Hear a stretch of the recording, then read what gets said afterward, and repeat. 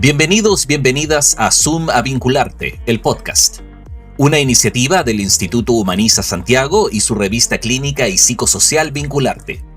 En cada capítulo, nuestros anfitriones Freddy Orellana y Valentina Vukusic conversan con algunos de los autores de nuestra revista, en un diálogo dirigido a terapeutas, operadores psicosociales y todos quienes se interesen en temas de terapia y salud mental. Gracias por escuchar y les invitamos a leer Vincularte. Bienvenidos, bienvenidas a este Zoom a Vincularte, el podcast, donde tenemos conversaciones con autores de artículos de la revista Vincularte.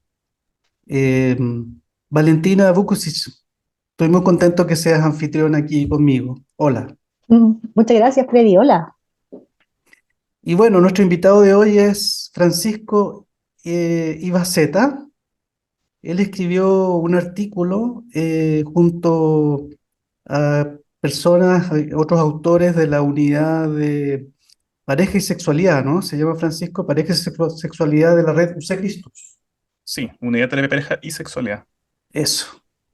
Y los autores son, bueno, junto con Francisco, Florencia Greve, eh, Santiago Guridi, Melina Pedraza, Valentina Plaza, Yanela Paulsen y Roberto Rutlinger. Antes de meternos en materia, Francisco, queríamos pedirte que te presentaras brevemente, nos contaras un poco de tu trayectoria profesional.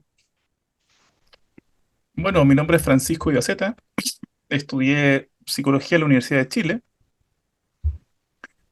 y en el transcurso de mi desarrollo profesional me formé como terapeuta de pareja en el Ajá, Instituto Chileno de Terapia Familiar ujú, eh, y eh, en el año 2007 en la Universidad Católica, en la Unidad de Salud Mental, se fundó esta unidad de terapia de pareja y sexualidad que siempre ha tenido desde esos 15 años, 16 años, el tener la intención de poder recibir las consultas que se producen en la red para poder darles, digamos, acogida a esas dificultades.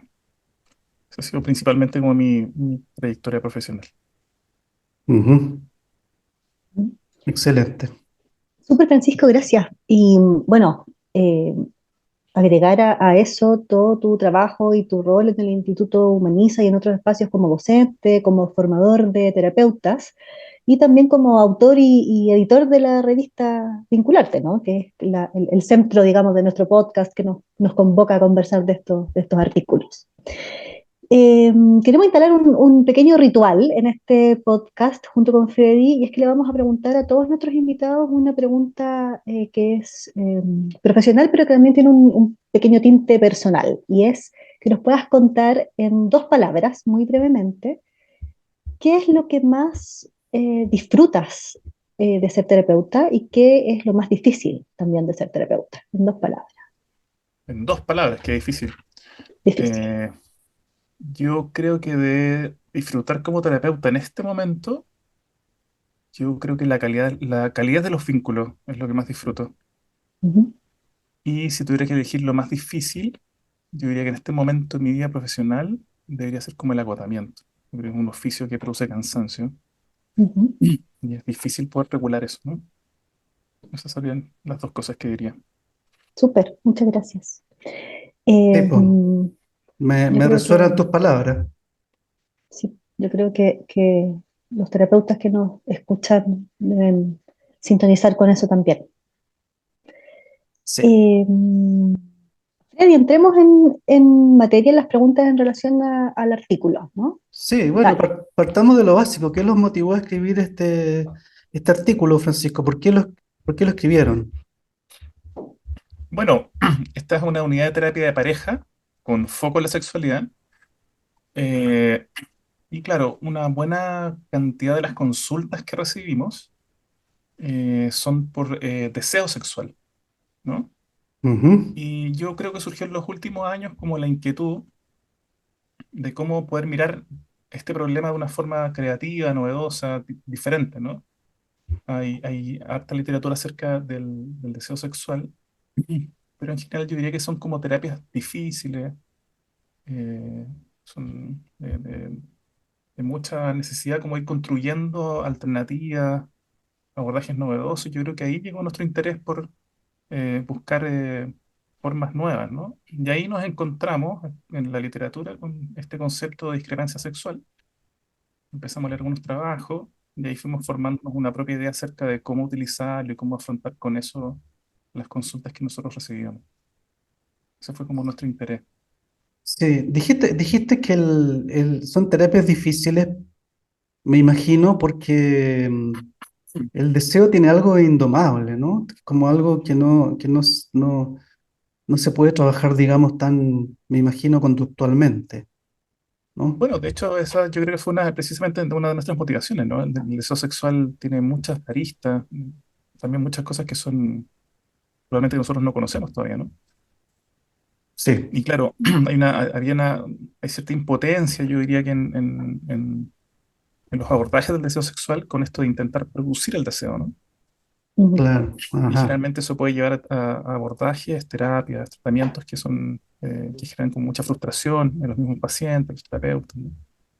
Yo creo que de ahí está también nuestra motivación a buscar estas maneras alternativas como mirar el mismo problema, ¿no? Sí, Vamos a ir profundizando en eso durante la conversación, Francisco, pero claro que importante lo que has dicho también pensando que los pacientes, las parejas que consultan llegan también un poco con esa idea muchas veces, ¿no? Como que el deseo aparezca o de una forma como espontánea o conceptos así que están presentes en tu artículo. Claro, el mito de la espontaneidad en la sexualidad es un gran tema, ¿no? Yo Ujú. creo que genera también mucho dolor, mucho sufrimiento en las parejas que esperan que eso se produzca con cierta naturalidad, sobre todo en relaciones de pareja a largo plazo, ¿no? Donde ah, la sexualidad en el fondo va tomando otras formas, otros caminos. Entonces, de ahí encontrar abordajes más compasivos, en el fondo, como más acogedores de esa diferencia es importante. sí. ¿Y cómo, Francisco, qué te parece a ti respecto a tu artículo es importante como lo central, digamos, de la discrepancia sexual? ¿Qué es lo que todo terapeuta que en algún sentido trabaja, se encuentra con parejas o trabaja, ¿no? Directamente con parejas, debiera quizás ir incorporando y que esto, de este concepto que tú transmites en tu artículo? Yo, perdón, diría que la idea central surge que durante mucho tiempo y hasta la actualidad, ¿no? Eh, las consultas por deseo sexual se han como organizado en torno a la idea de la inhibición del deseo sexual o lo que se le llamó el deseo sexual hipoactivo. Ujú. Y junto con esa categoría, en el fondo, identificar a aquel miembro de la pareja que presenta menos deseo. Y consecuentemente con esa mirada, las terapias, los tratamientos han buscado como formas de aumentar el deseo en aquella persona que aparentemente lo presenta en menor cantidad, ¿no? Por usar una nomenclatura sencilla. Y yo creo que eso ha traído mucha frustración, sobre todo a muchas parejas que consultan por esto. Yo creo también mucha frustración a los terapeutas, a los clínicos que en general trabajan en torno al problema. La idea central del trabajo es como darle a la mano este concepto de que en realidad el deseo sexual, más que estar identificado en uno, como el que lo tiene menos y otro lo tiene más, como que hay una discrepancia y por tanto el problema se traslada a la relación, a la intimidad de la conversación, al abordaje mutuo, ¿no? Lo cual, si bien parece una idea sencilla, es muy poderosa al momento como de afrontar las dificultades, ¿no? Sí. Porque durante Lo, mucho lo- tiempo, perdón, Valentina. sí, perdón, lo poderoso ahí es poner el sufrimiento en el plano de lo relacional, ¿a eso te refieres? Claro, poner el dolor en el fondo en esa diferencia, ¿no? Ujú. Ahora, eh, una de las características fundamentales la definición de la discrepancia sexual, claro, es considerar que habitualmente ambos miembros de la pareja sufren, ¿no? Sufre aquel que tiene más deseo sexual porque se angustia, muchas veces está enrabiado, Ujú, pero también sufre aquel que lo tiene aparentemente menos porque, bueno, ve el sufrimiento de su pareja, se angustia consigo mismo, con su aparente falta de respuesta. Y claro, desde ese punto de vista es muy poderosa la idea de poder como hacer de eso un sufrimiento compartido, ¿no? Un dolor mutuo. Y así ujú, afrontar esa discrepancia de una forma conjunta, ¿no? Lo cual, insisto, si bien parece una idea sencilla, eso resulta muy poderoso al compararlo con abordajes en donde uno está tratando en el fondo de generar más deseo donde aparentemente no lo hay tanto, ¿no? Y, y desde tu punto de vista, ¿cómo se produce este giro conceptual o teórico, ¿no? ¿En qué momento lo empiezas a ver? ¿Cómo surge en la unidad o en las lecturas de ustedes el concepto de discrepancia como algo más Ya, útil, más compasivo que creo la que, idea del deseo activo? claro, yo creo que eso tiene una vertiente como teórica, Ujú, empírica, por un lado, pero yéndose a un asunto más sencillo, yo creo que es el giro, al menos de nosotros, ¿no? sí. Tiene que ir con enfrentar estas consultas, estas situaciones como eh, recogiendo el dolor de ambos miembros de la relación, considerando como que el espacio de la relación de pareja es el espacio privilegiado para hablar de estas dificultades. Considerar que probablemente cuando se trabaja con la pareja la posibilidad de generar resultados positivos es más posible. Eh, yo diría que son básicamente esas ideas, ¿no? Como confiar en el fondo en la relación de pareja, como el espacio generativo en donde estas dificultades se pueden abordar de mejor manera, ¿no? Ujú, Amorosamente, cálidamente. Eh, yo creo que ese ha sido nuestro interés, ¿no? Por supuesto, hay distinciones teóricas, empíricas, pero yo diría que desde el punto de vista de la experiencia, eso ha sido lo que creo que a nosotros nos movilizó. ujú, A mí me parece, bueno, súper interesante esa perspectiva y, y es un camino que dentro de lo, digamos, del desarrollo de la psicoterapia me parece que ha estado muy presente, ¿no? Como la idea de que los problemas no solo son individuales, sino que pueden ser relacionales, ¿no? Entonces la integración entre lo individual y lo relacional es algo que siempre está en juego, ¿no? Em, Esta perspectiva, Francisco, de mirar la discrepancia sexual desde el punto de vista de lo relacional, en el artículo también está mencionado que si hay problemas con algún miembro que está traumatizado, también es importante integrar lo individual, ¿no?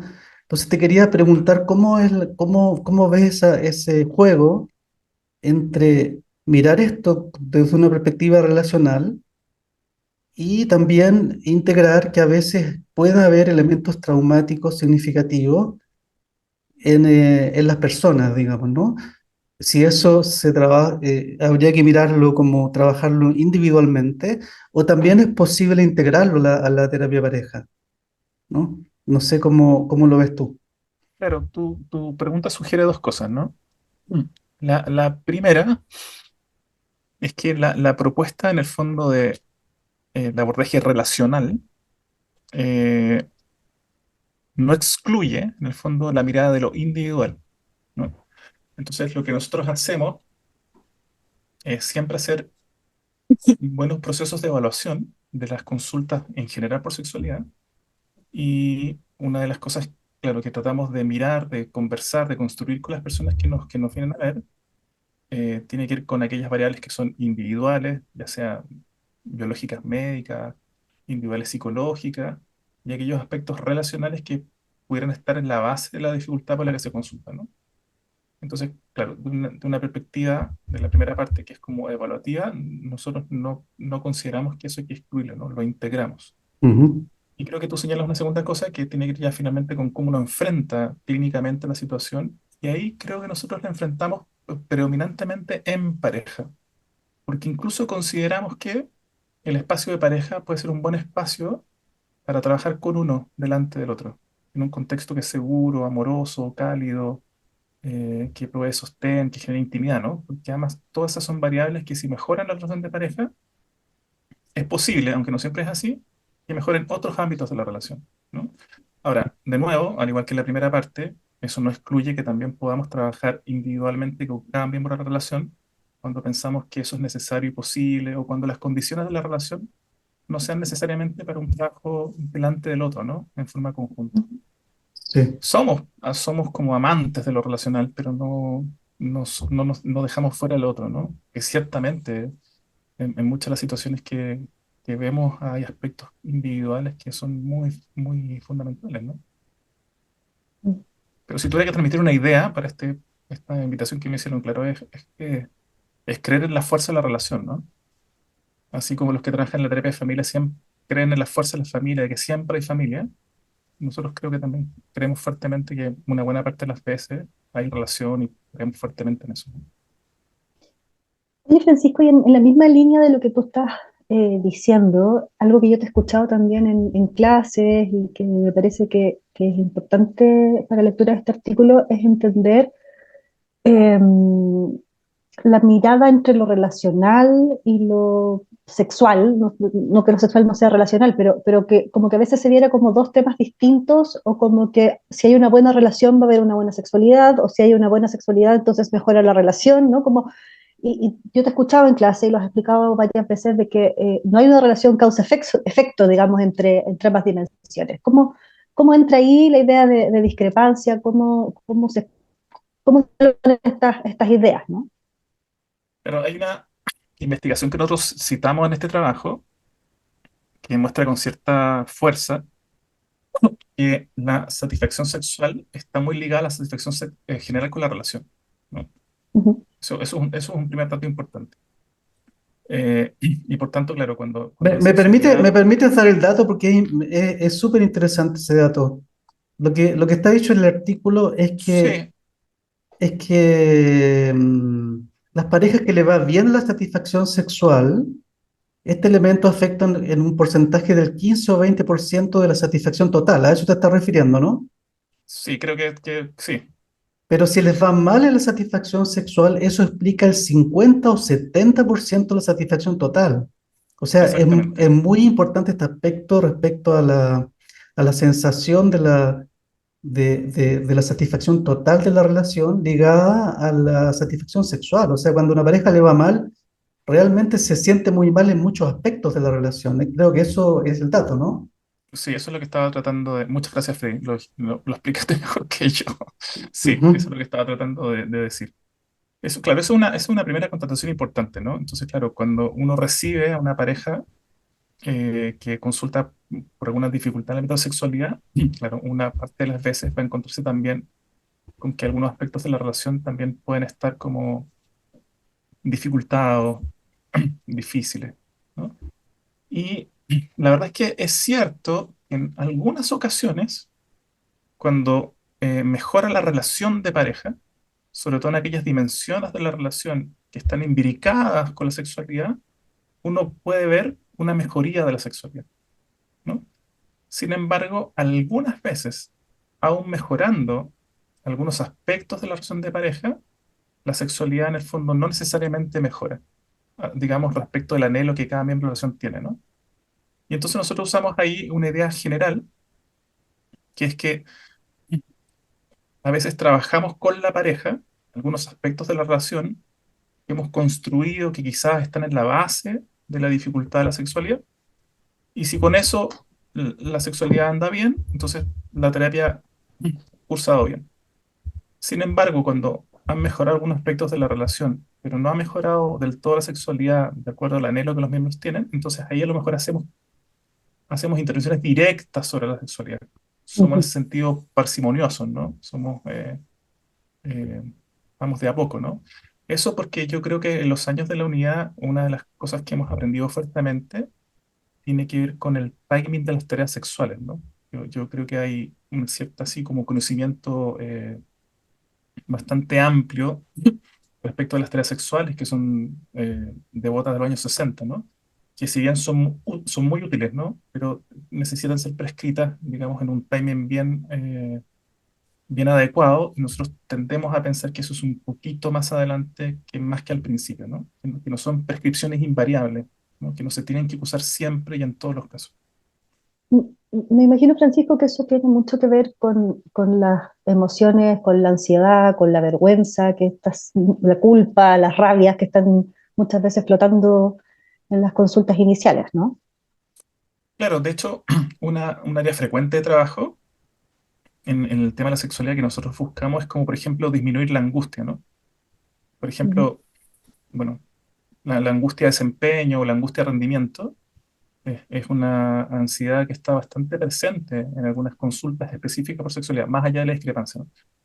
Y entonces muchas veces nosotros buscamos primero como regular esa angustia y después dar paso como a la exploración propiamente sexual, ¿no? En el caso de la discrepancia, también hay mucha ansiedad, hay mucha angustia por el tiempo. A veces la gente está distanciada, está evitando la sexualidad, la cercanía es tensa. Y entonces muchas veces nosotros vamos primero sobre eso, tratar de aliviar ujú, eso, que la pareja pueda acercarse a algo eh, afectivo, amorosamente, y después vamos sobre la sexualidad propiamente tal, ¿no? Y ahí ujú. este concepto de discrepancia es muy útil, ¿no? Porque pone el acento más que en la sexualidad propiamente tal, que es la frecuencia, por ejemplo, la actividad sexual, lo pone primero en otros aspectos de la relación, ¿no? Hay la expectativa que si esos aspectos pueden mejorar, entonces la posibilidad de que lo otro mejore es más alta.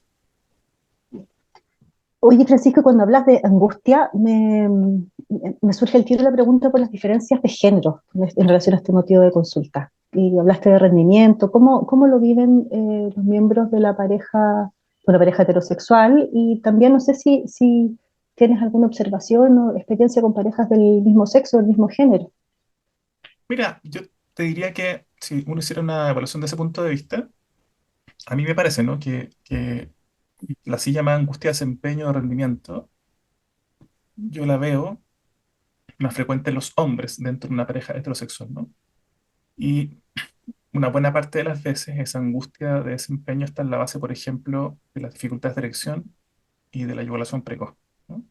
Ujú, Eh, esa distinción es importante hacer porque a veces las parejas se presentan con una pareja heterosexual, ¿no? Con él teniendo una dificultad de deseo, pero en realidad lo que uno encuentra cuando va avanzando la exploración es que es probable que él esté evitando la sexualidad porque hay otro problema que le genera mucha ansiedad y entonces eso va realizando de una forma diferente al consulta. En el caso de las mujeres en parejas heterosexuales, mi impresión, claro, es que hay menor angustia de rendimiento, menor angustia de desempeño, y tiendo a pensar que las mujeres presentan más ansiedad por la satisfacción del compañero, porque el compañero esté agradado con la relación, ¿no? Que es algo diferente al desempeño y al rendimiento. Y en parejas del mismo sexo, mi impresión así general, no sé si he visto hartas, ¿ah? No sé si me atrevería a hacer una generalización, pero si tuviera que hacerla, tendría que pensar que es más o menos lo mismo, ¿no? ujú, Es decir, que se presentan las mismas ansiedades, se presentan las mismas discrepancias, ¿no? Tendría que pensar que es más o menos lo mismo. ujú, Ahora, esto, digamos, me lleva a pensar en la idea de que porque hay mucha angustia dando vuelta, ¿no? La pareja un poco viene en general, creo, con una idea o podría venir en general con una idea de, hay uno que tiene problemas, entonces hay que construir el aspecto relacional, eso es lo que creo que tú estás planteando en el artículo, y surge mucha angustia, digamos, ¿no? Entonces, estoy pensando en el terapeuta, ¿no?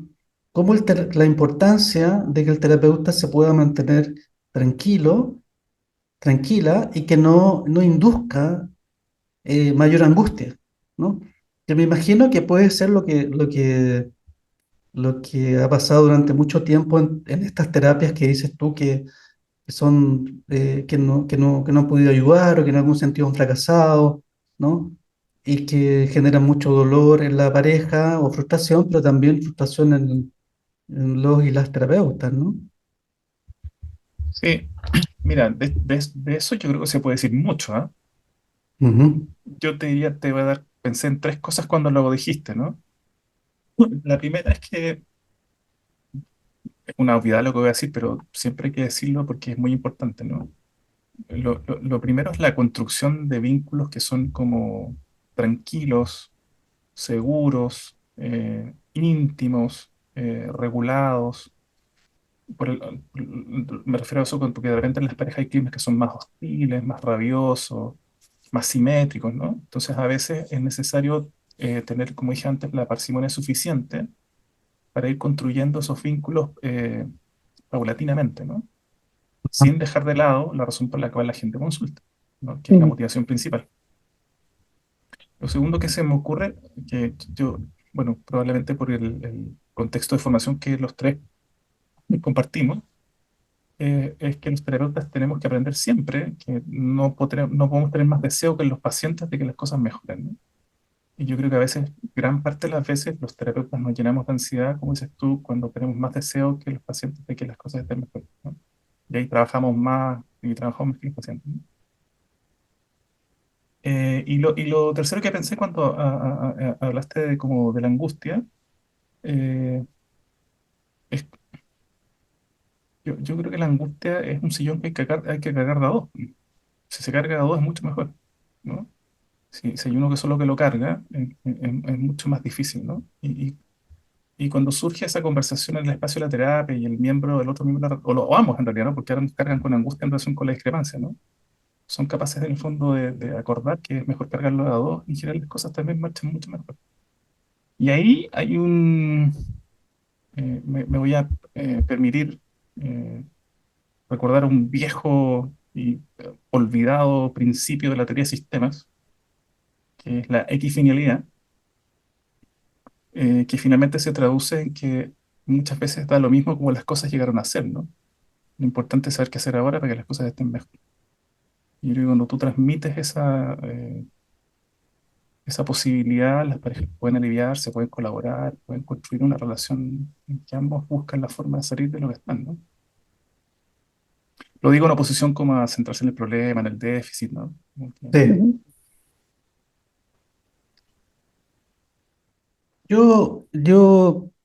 Tú propones al finalizar el artículo, en los comentarios finales, algunos posibles objetivos de trabajo. Los voy a mencionar porque te quiero hacer una pregunta respecto de esto, que yo creo que ya está un poco con este diálogo se ha ido respondiendo, pero pienso que es importante especificarlo igual. Dice, posible objetivo, aliviar el sufrimiento derivado de la diferencia en la expresión del deseo, modificar el patrón conductual repetitivo e ineficaz con el que se aborda la discrepancia sexual, reemplazándolo por interacciones más efectivas y sobre todo compasivas con el otro miembro de la relación.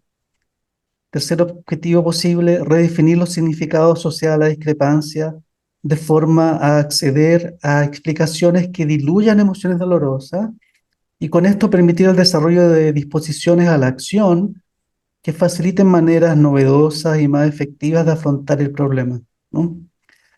Es decir, en estos objetivos se traduce en esto que tú planteas al comienzo, que sería centrarse en el sufrimiento y no directamente en el tema del rendimiento, porque no hay objetivos que apunten operacionalmente respecto a a la discrepancia sexual, digamos, ¿no? No sé si me Sí, explico. lo entendí perfecto. Claro, el concepto de discrepancia sexual no lleva directamente a que el objetivo de la terapia sea el aumento de la frecuencia sexual. ¿No? Ujú. Ahora, lo que tú recuerdas ahí del trabajo, claro, para simplificarlo, porque en realidad parece que lo escribimos un poco en difícil, ¿no? Claro, mencionas tres ideas que son fundamentales, creo yo, ¿no? La primera es que la normalización de la discrepancia sexual suele ser una buena estrategia inicial, ¿no? Para aliviar el sufrimiento, el dolor, la angustia, ¿no? Eh, lo digo, parece sencillo, pero es muy importante porque todavía hay muchas parejas o muchas personas que pensamos o que piensan en el fondo que, y sobre todo en parejas a largo plazo, ¿no? En que el deseo sexual es espontáneo, que debería cierta frecuencia en las relaciones sexuales.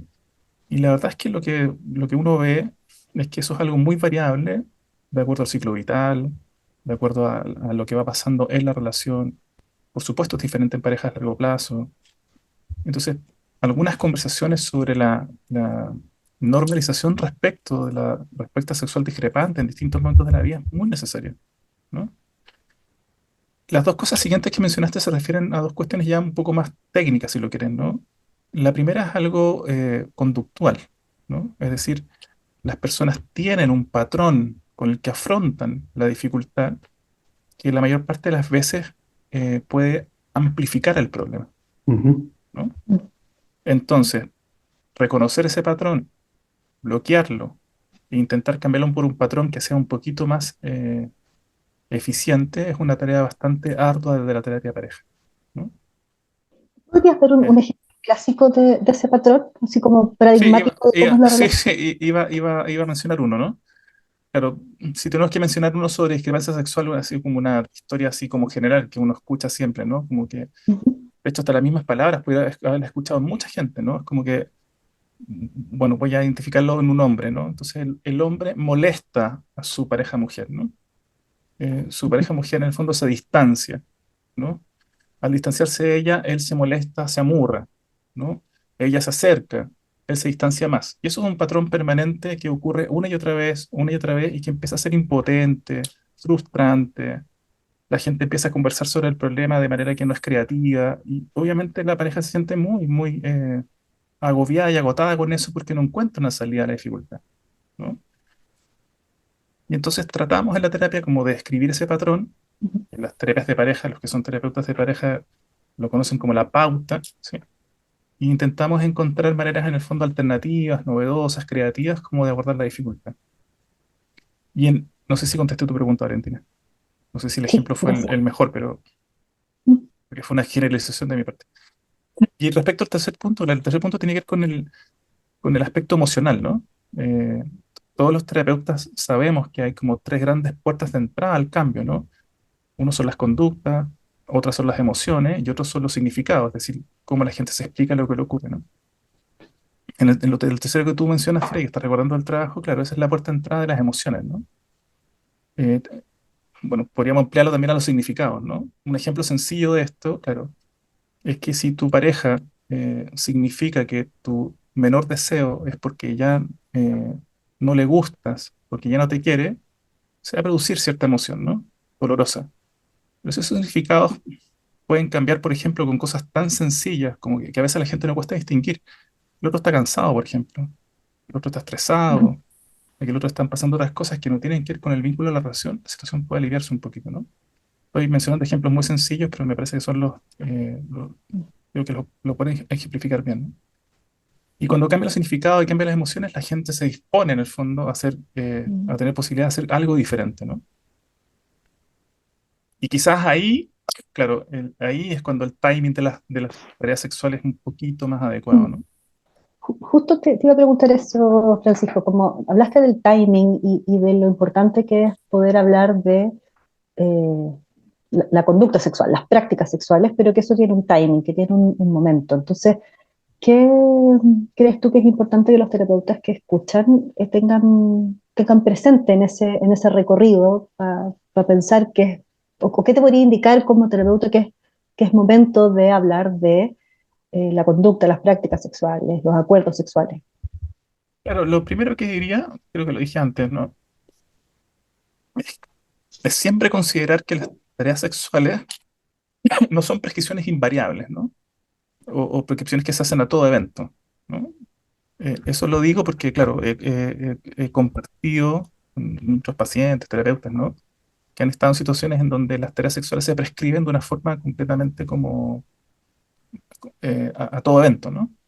Y cuando se prescribe a todo evento, sin la suficiente construcción o sin el suficiente tiempo, más Ujú. bien tienden a fracasar, por lo cual se genera más angustia, más frustración en los pacientes Mm.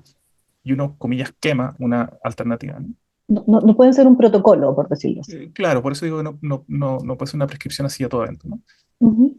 Y yo tengo la impresión de que en las consultas por discrepancia sexual, cuando la angustia es importante, cuando la frustración es importante, cuando hay conductas encadenadas que generan patrones que son impotentes, pero yo tiendo a pensar que uno tiene que trabajar en eso un tiempo, ¿no?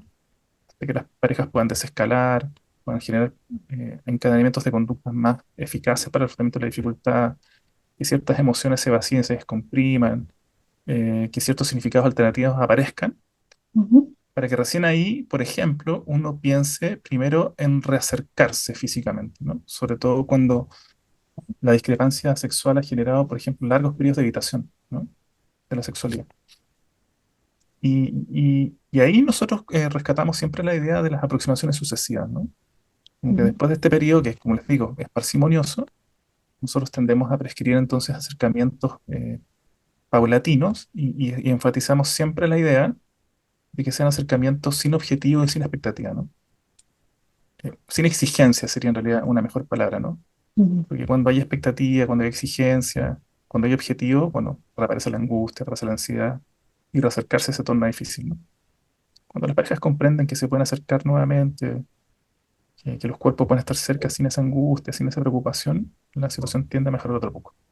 Y de ahí recién pasamos entonces a tareas propiamente vinculadas a la sexualidad directamente, ¿no?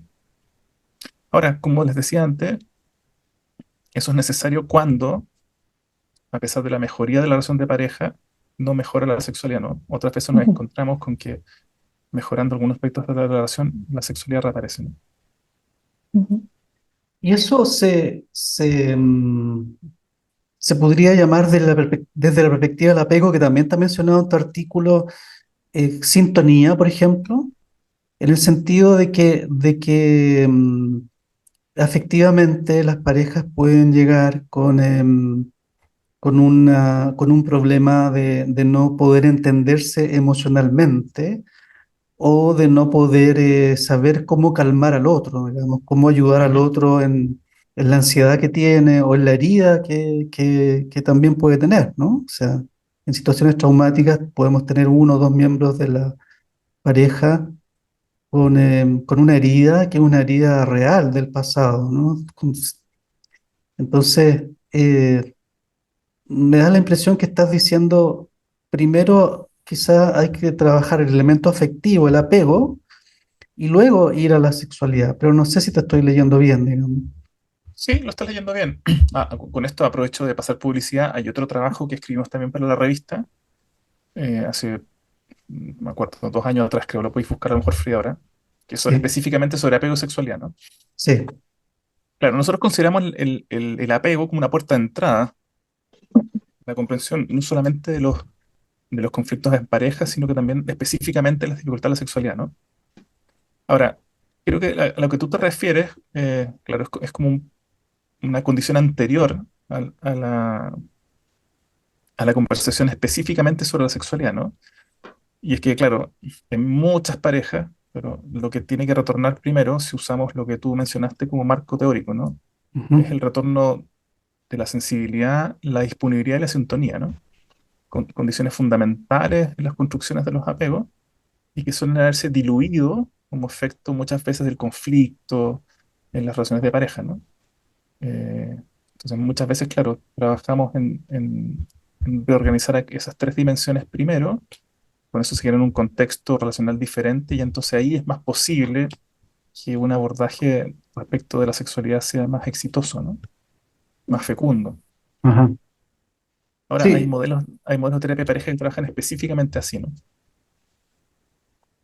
el artículo es del año 2020, Vincularte 5, Apego y Sexualidad, una revisión a partir de la experiencia clínica. Lo escribiste el artículo con Plaza y Paulsen.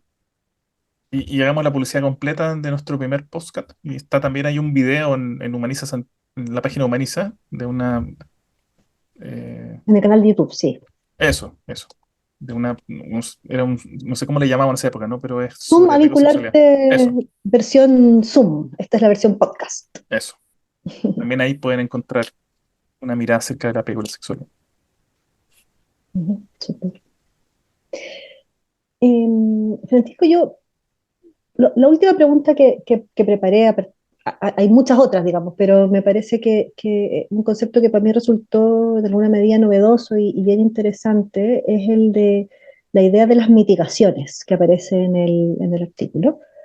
Em, y me quedé con la reflexión de sentir que, claro, la idea de introducir las mitigaciones ante una discrepancia que produce sufrimiento puede ser muy valioso en una relación o en un proceso terapéutico como con cierta madurez, ¿no? Me quedó la idea de que hablar de mitigación tempranamente, inoportunamente, pudiese generar una sensación como de que el terapeuta está abandonando el barco antes de tiempo, ¿no? Como desconectándose del sufrimiento, como proponiendo que haya como una aceptación de algo que duele, ¿no? No sé si me explico con la pregunta. Entonces, ¿cómo trabajas con ese concepto y cuándo lo introduces, cómo, en qué contexto?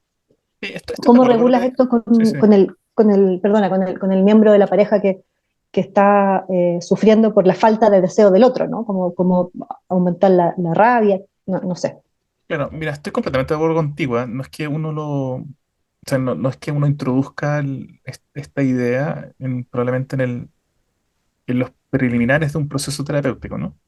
Ujú. También cuando lo leímos, claro, no es muy feliz la palabra mitigar, ¿no?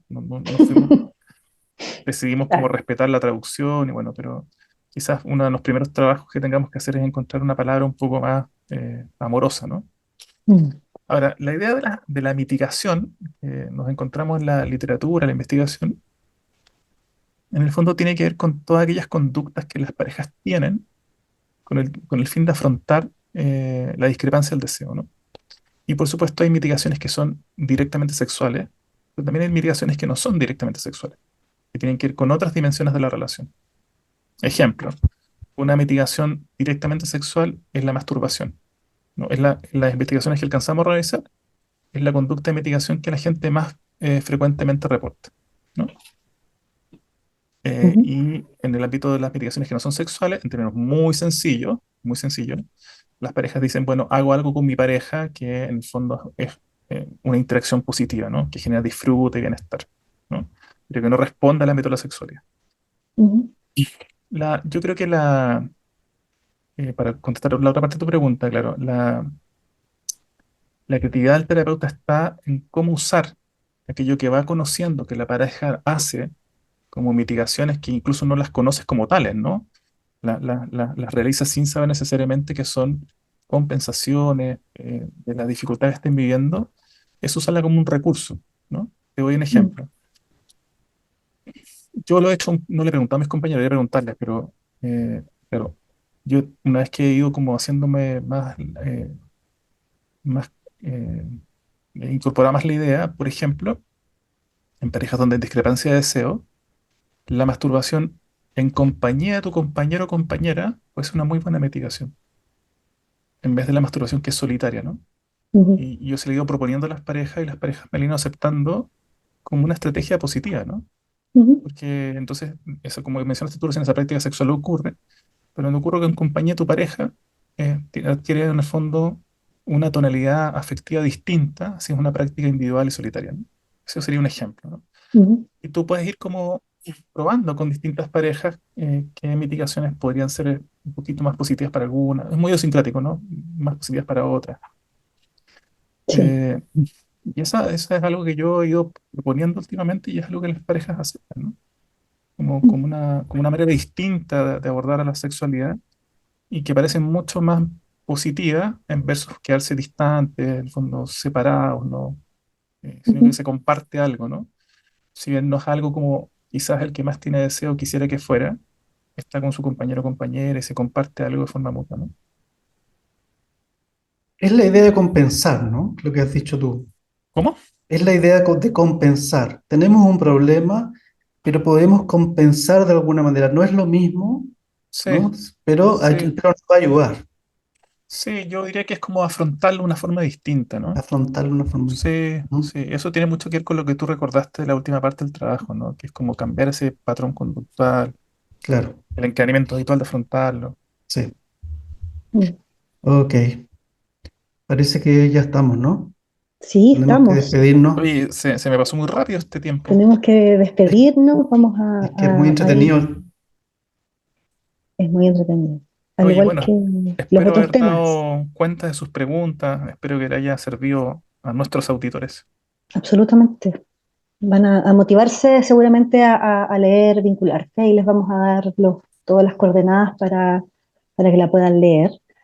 Y además, antes de cerrar, invitar a todos quienes nos escuchan a conocer el Instituto Humaniza, la página web, y recordar que Francisco es el director del próximo diplomado en terapia de parejas que va a empezar a impartir el instituto. Así que Sí.